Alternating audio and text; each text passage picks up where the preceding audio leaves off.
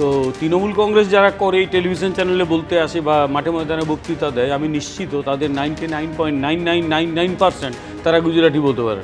তো কী হলো তাতে? কিচ্ছু যায় আসে না। বাঙালি অস্মিতার কথা বলে যারা রাজ্যসভায় কাদের পাঠিয়েছে আপনি বলুন, কটা বাঙালি আছে? কোয়েল মল্লিক ছাড়া। লোকসভা নির্বাচনে কাদের দিয়েছিল? কীর্তি আজাদ কোন বাঙালি?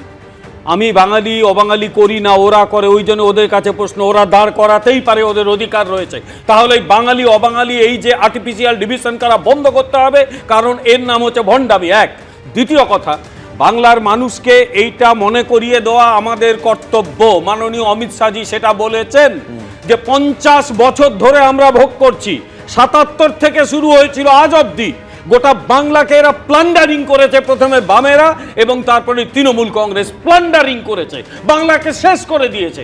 গোটা ভারতবর্ষের চোখে আমরা ছোট হয়ে যাচ্ছি, দিনের পর দিন ছোট হচ্ছি। এখানে চুরি হয়, চোরকে সাপোর্ট করে শাসক দল, এবং শাসক দলের নামের সঙ্গে চোরটা চিটিংবাজ, এই কোড আনকোড কথাটা গোটা বাংলার ঘরে ঘরে চলে। এটা আমাদের পক্ষে লজ্জা।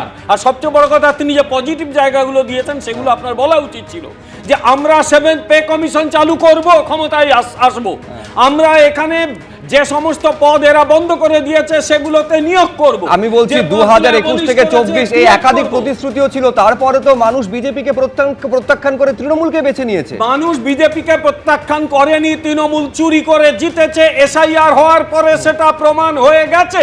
এরা কিন্তু মৃত এবং এই অ্যাবসেন্ট ভোটারের ভোটে জিতেছে। ফলে এদের এবার যাওয়া নিশ্চিত। তৃণমূল শেষ। তৃণমূল বলে কিছু নেই, যা আছে ফসিল। তৃণমূল বলে কিছু নাই, চালায় একটা ডিপ স্টেট, একটা কোম্পানি রাজ্য চালায় আড়াল থেকে।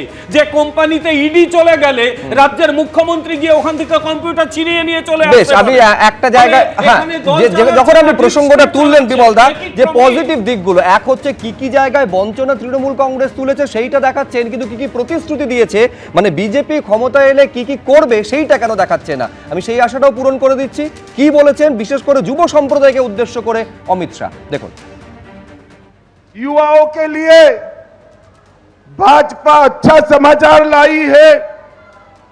दिसंबर 2026 तक सभी रिक्त खाली पड़े सरकारी पदों को युवाओं को घूस लिए बगैर नौकरी देकर भरने का काम भारतीय जनता पार्टी करेगी।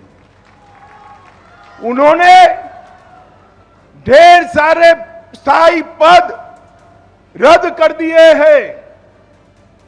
भाजपा सरकार बना दीजिए, 2 ही माह में हम सारे खाली पद और बंद करे रद्द करे पदों की भी भर्ती करने का काम करेंगे।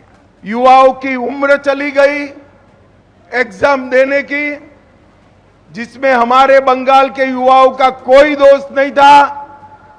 मैं आज बताने आया हूं, भाजपा सरकार बनने के बाद युवाओं को नौकरी की आयु में 5 साल की मुक्ति भी दी जाएगी।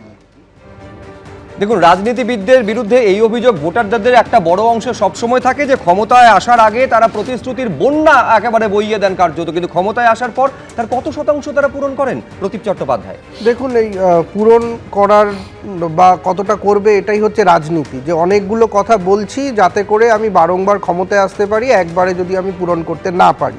কিন্তু এখানে মুশকিলটা হচ্ছে যে আজকে তৃণমূল কংগ্রেসের বিরুদ্ধে অমিত শাহ মাননীয় স্বরাষ্ট্রমন্ত্রী যে কথাটা বললেন, যেটা আপনি ইঙ্গিতপূর্ণ বলে বলছিলেন যে অভিষেক ব্যানার্জি হয়তো এবারে রাজত্ব চালাবে। অভিষেক ব্যানার্জি না চালিয়ে মমতা ব্যানার্জি, মানে মমতা ব্যানার্জি আর অভিষেক ব্যানার্জির মধ্যে ডিফারেন্স করার কি আছে? দুজনেই তো তৃণমূল কংগ্রেস। হয় তৃণমূল কংগ্রেসের শাসন আমি চাই না, সে মমতা ব্যানার্জি হোক অভিষেক ব্যানার্জি হোক, না হলে আমি চাইছি যে না অভিষেক ব্যানার্জির শাসন হোক।